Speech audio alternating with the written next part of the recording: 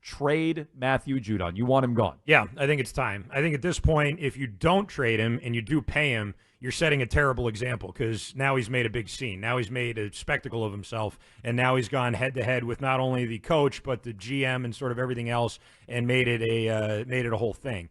If you don't trade him now and you do sort of give in, then that incentivizes everybody else to do that same thing. I think now at this point, it's early on. Who else is left to pay? Like, who else is going to knock on their door to get paid? Maybe not this year, but in the future, you know? I mean, there's a lot of people at camp right now. They're all watching this. They all saw it. There's going to be people who have deals that are up next year or in the future, and they're going to say, hey, you know, look, Judon was out there bitching and moaning, and if I do that, maybe they'll pay me too. And listen, everybody's getting paid, so I understand what Judon's upset about. But I think at this point, if you've sort of let it get to this point with him, and now all of a sudden he's showing everybody up, it's more detrimental to pay him than it would be to trade him, I think. See, I disagree with that. I was listening to the midday guys, and Fourier straight up said, look, I don't think Judon is going to be a problem if you pay him. If you give him a pay bump, I think this thing's done. It's not like there's going to be more drama or he's going to be somebody different in the locker room than he's been. And I disagree, just really quick, Arkan, with your notion that he sets the example now that everybody can get paid if they go out there and sit on a pile of pads or a trash can or something and throw a hissy fit and then walk off the field. Show up the coach, I mean. Okay, like I think if you're an extremely talented player, then yeah, that might be the case, but that happens on every other team. And it's happening with Trent Williams right now, maybe not to the same public extent. It happens with Ayuk. There's stuff going on with Jamar Chase. Like, this is not an individual kind of unique. Those are all good teams. They're holding out and holding in, but they're not sitting on pads showing up the coach. Screaming at the right, but I am with Arkan on that. The reason they're going to, if they decide to give Judon a contract, it's not going to be because of the display he made at practice. It's going to be ultimately because of what But they'll still be rewarding him for that. Yeah, that's regardless. It will look that way. Like, I do, look, I agree with Arkan on this. Like, part of me is like, don't go too easy on the players.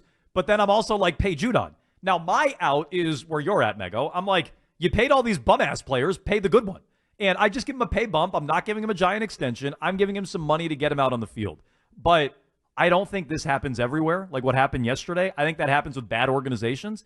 Like, say what you want about Bill, and I have. And Bill busted balls on contracts and had plenty of players upset about their deal. He had guys hold out. I mean, Logan Mankins was pissed. So, Randy Moss went out and made a big stink about this. Kern wrote about this like a week ago. Randy Moss went up. I'd forgotten about this press conference. In 2010, a week before he got traded, and he's like, yeah, I want to get paid. I think I deserve to get paid, blah, blah, blah. Week later, Bill traded him. And so this doesn't normally happen. It didn't happen under Bill Belichick. Players are pissed about their deals, and Bill cheaped out on plenty of players. I'm not telling you Bill did everything right. But Bill didn't have dysfunction in the middle of practice with players sitting, yelling at Mayo, turning around, talking to Wolf, like upstaging Mayo. That didn't happen. Getting kicked out of practice and then coming back. Yeah, I mean, that was pretty disrespectful. Yeah, which is why I don't think that's different. At the same time, like, I don't know. I'm still not at the level of trade Judon. I don't think his character is such that he's going to be some kind of major problem in the locker room, regardless of how this team plays, if he gets the contract and he's there. Okay, but what if does he it doesn't, mean about, then he is going to be what a does it problem. say about the culture? He is a problem right You've now. already set the culture of you pay everybody. Like, you've already paid everybody, so at least give a pay bump to the decent guy on the field. Okay, well, that's an unsustainable culture. I mean, if you're paying your younger players, fine. If they looked at Judon and thought, you know what, let's see how he looks. Let's see if he's engaged. Let's see if this is someone that we do want to give this kind of money to and give an extension to in his later age. Most of the people that they paid are younger than him. So I think that there's I'm not something saying to be you have said to give for him that. like a 2-year extension or anything. But Well, if they're very far apart, they're year. very far apart right now. Yeah. So they probably offered him a bump. He didn't want it. So, I mean, if they're very far apart and they're not going to get there, he's going to be a problem. Well, you have to trade him. Very far apart could be, I want $7 million this year, and the Patriots say, you're getting nothing. I mean, that could be very far apart. And so I don't know that he wants an extension. I don't know that the Patriots have offered him a bump this year. I don't know those things. I don't know that for sure. But they're not close. Right. And so that I agree with. When it comes to Matthew Judon, I would give the Patriots credit for trading him, and I would give Mayo some credit there. I'd be like, hey, you know what? It's not just everybody gets paid and everybody's getting fat and I would give the Patriots credit for that, but then I would also turn around and go, great.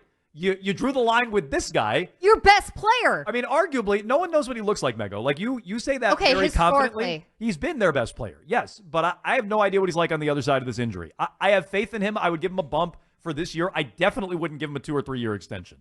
So I would kind of try to middle it. But great. Nice job. You drew a line in the sand with this guy.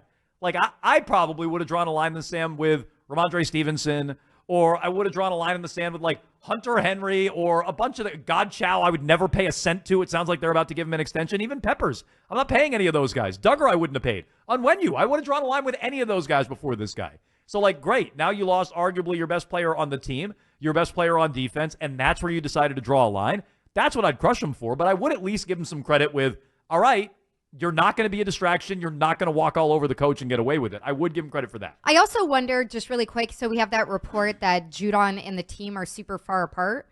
Like, Judon, do we believe that Judon's acting as his own agent right now? Well, he wrote up the He contract. said I thought that was a joke when he first said that. No. Like, oh, I wrote something on a piece of scrap paper and gave it to him. But now it sounds like he's his own agent. Here's right? what I think. I read a Bedard tweet yesterday. Bedard said it's, and I'm paraphrasing because I don't have it in front of me, but he said something like, he's listed as having an agent, but it's somebody I've never heard of. It might just be an advisor. Okay. So, like, you know, he also said in that clip, we don't need to play it, but he said in that clip, like, my agent was like, and I got an agent, he was like, you got to get into this after football. And I'm like, Matt, you're not doing a great job with your deal, just FYI. So I wouldn't get into being an agent after your career.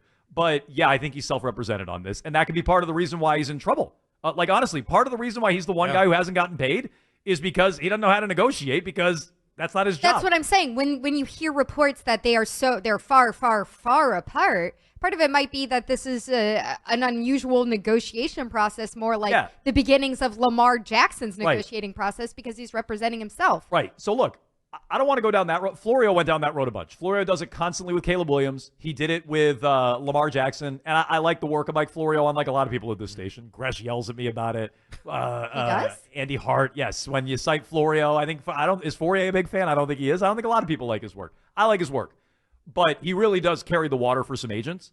And Lamar Jackson did great on his contract. Look at the cash flow, all the numbers that came out the other day. Lamar Jackson did great on his deal.